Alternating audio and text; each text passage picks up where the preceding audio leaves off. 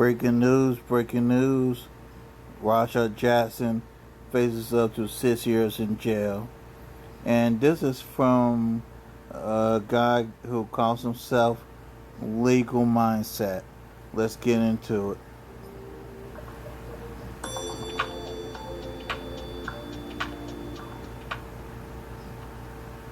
Jackson faces up to 6 years behind bars as he has been criminally charged.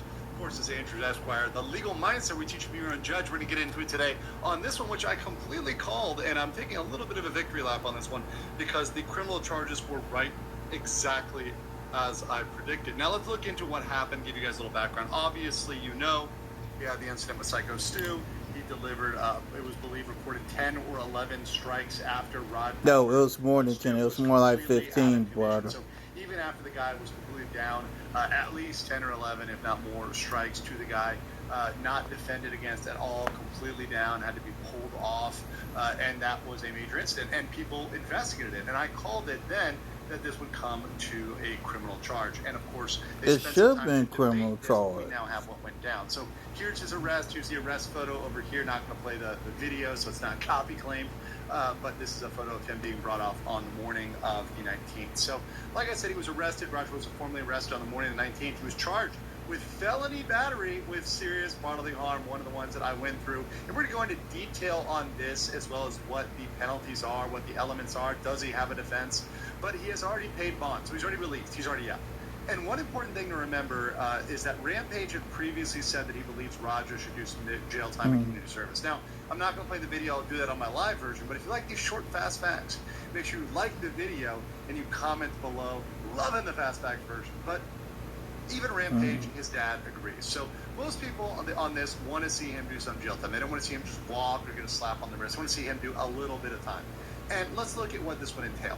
So under the statute, the California statute, under California Penal Code 243, there's battery with serious bodily harm. It's also called aggravated battery. So for brevity, for shortness, we're going to just call it aggravated battery.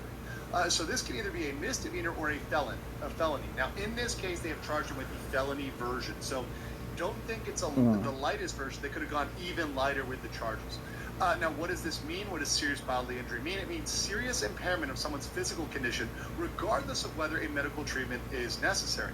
So losing a tooth, loss of consciousness, a cut under the eye, broken teeth, wounds to the eyebrow, lips, bones, bone fractures, broken bones, serious disfigurement. We have a lot of those, actually, in this case. So what are the elements? What is required to prove this crime? Well, the first one is to prove that they willfully and unlawfully touched the victim in a harmful and offensive manner. Now, this is really easy to prove because willfully means on purpose. It doesn't mean you have to have evil intent in your heart or whatever. It just means did you touch them on purpose?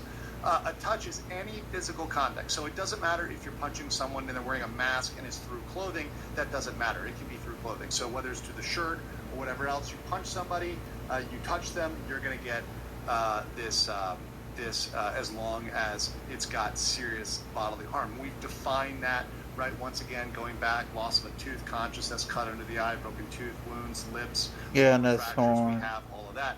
The last one is you have no defense.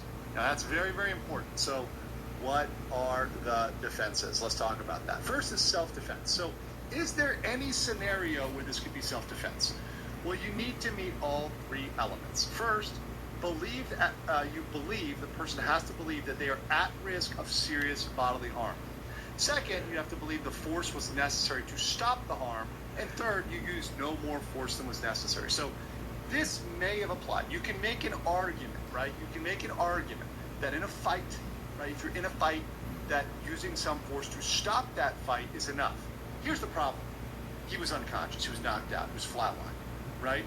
This guy was just completely not able to fight back at all. At that point, you have a duty to stop. At that point, your self-defense, even if that would be an argument, it's not. It's not an argument at all. Because when a guy is not fighting back, when he is out cold, no, sorry, you don't get to keep going. That's when you have to stop. That's use no more force than is necessary. So even if Roger wanted to defend on that, that's not going to work. So self-defense is out. Next, you need to say there's no serious bodily injury. Now, you would need medical testimony for this, an expert. This is not going to fly. He definitely has serious injury, and even it's so serious it might aggravate it up to another level. We'll talk about that. But definitely he's not going to get off on no serious injury, because that's just not. There's no proof that this guy had a minor bump or something like that. No. This is real. The last is if it's an accident. So if you do an accidental touch, like you trip on somebody and then they're harmed, that would not count. So that kind of negates the willful part, right? Not on purpose. So if you have an accident, it's not on purpose. So that's where we get that. So yes, this was not an accident. He didn't trip and fall on his face 10 to 11 times. No, he punched him in the face 10 or 11 times after he was clearly not able to fight back. So yeah, that's clearly what happened there. Very brutal. So the sentencing, if it was a misdemeanor, it would be only up to 1 year or $1,000, which is really nothing. That's really a nothing burger. But that's not what they charged him with. They charged him with a felony. A felony is up to 4 years in jail and a maximum fine of $10,000. Now, I know what you're saying, Andrew. I see the title. It says up to 6 years in jail. Is this clickbait? No, not really. Let's talk about this. Because 6 years ain't clickbait. Depends on the severity and criminal history. And there's an exception. If there's what they call great bodily harm, it can go up to 6 years. So that's where we get this. If the court finds there is great bodily harm, and there was great bodily harm, 2 years is the maximum of the felony. So it can go up to 6.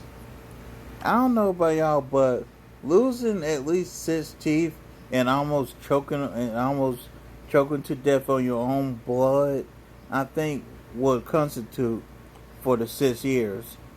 Am I right or am I wrong? Y'all decide. What's required for that? Well, a concussion, broken bones, or contusions count. So we have a chance. I'm not 100% on whether any bones were broken. I know they were fractured. But with the concussion and the contusions, that is very much possible. We got to look at the injuries, but that's very much possible here. So yes, it is possible for up to 6 years.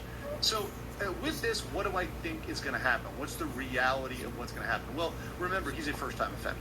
So yes, he could face up to 6 years, and it's always possible that they want to give him a harder sentence because they want to make sure they're not light on crime, et cetera, et cetera.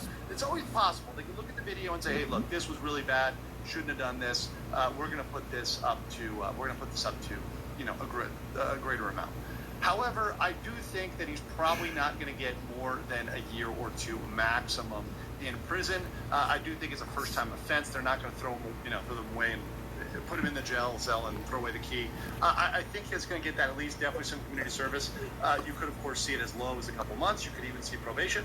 But I don't think that up to 6 years is going to necessarily happen. So, yes, he's facing it. Yes, it's possible. Yes, it's on the books. But do first-time offenders get the maximum sentence? No, they don't often do.